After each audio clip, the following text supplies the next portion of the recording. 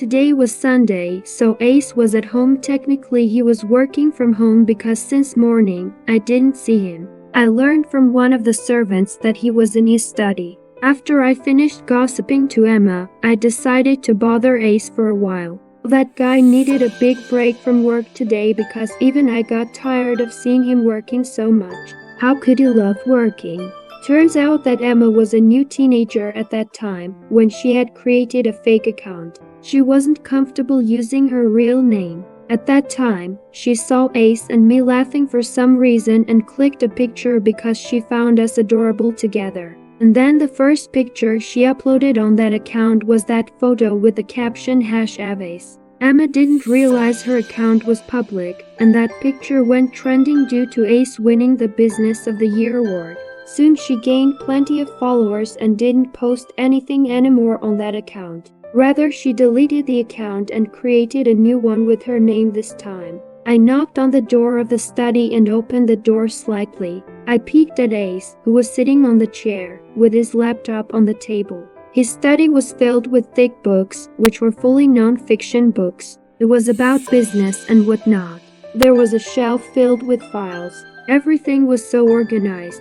"Are you here to steal something?" Ace asked all of a sudden, without even looking at me. I was still peeking from the door. How did he understand it was me?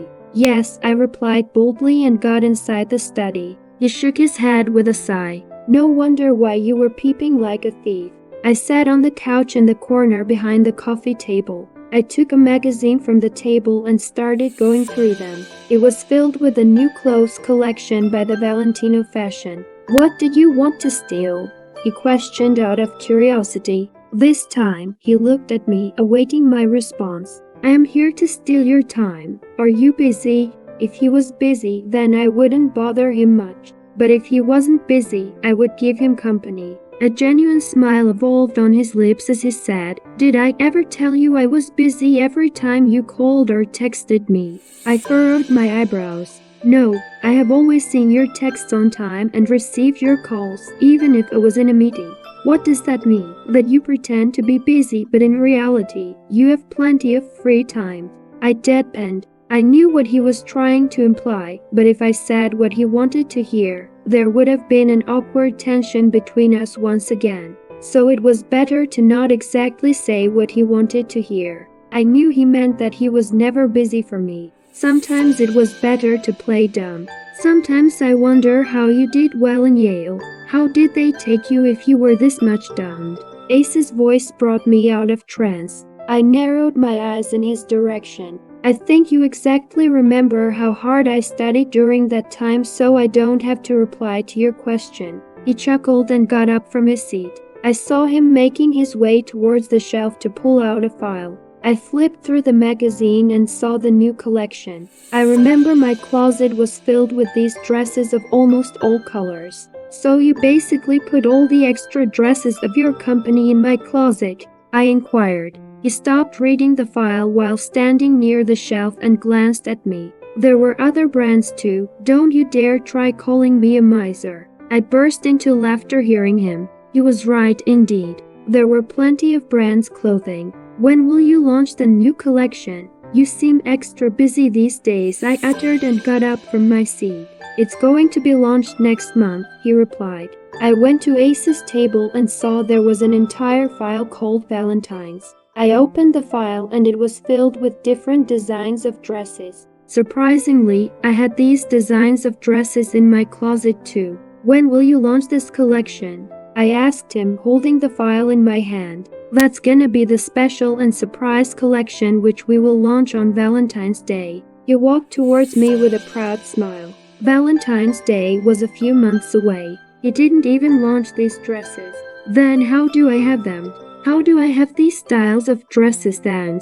I couldn't help but ask. He walked closer to me. If I tried to move now, I would have to push him because he was on my left side. On my right, there was his chair, while in front of me was his table. Behind me was just a plain wall. I had nowhere to go. He whispered into my ear, "Maybe I made a special request to make these dresses just for one person.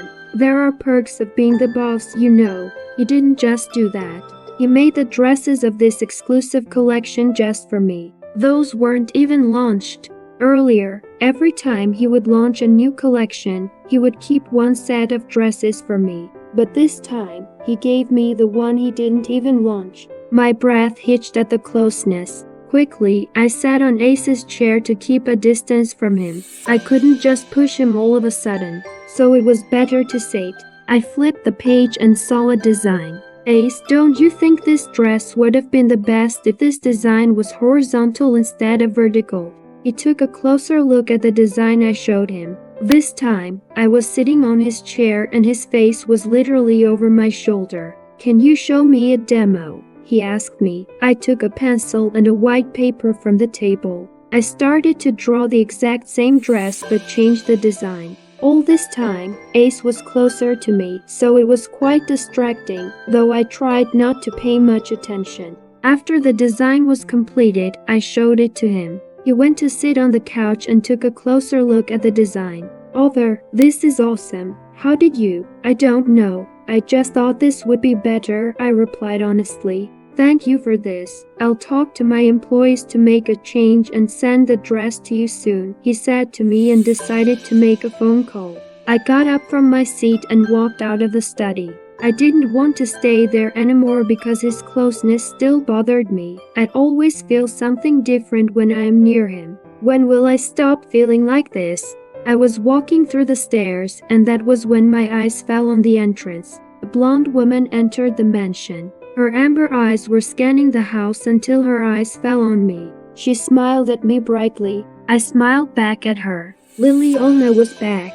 I almost ran to hug her, but I stopped on my steps when I saw another person stepping inside the house behind her. Those small black curls, caramel skin. Please don't be the person I am thinking of you to be, I prayed silently. As soon as his blue eyes fell on me, I wanted to bang my head on the wall.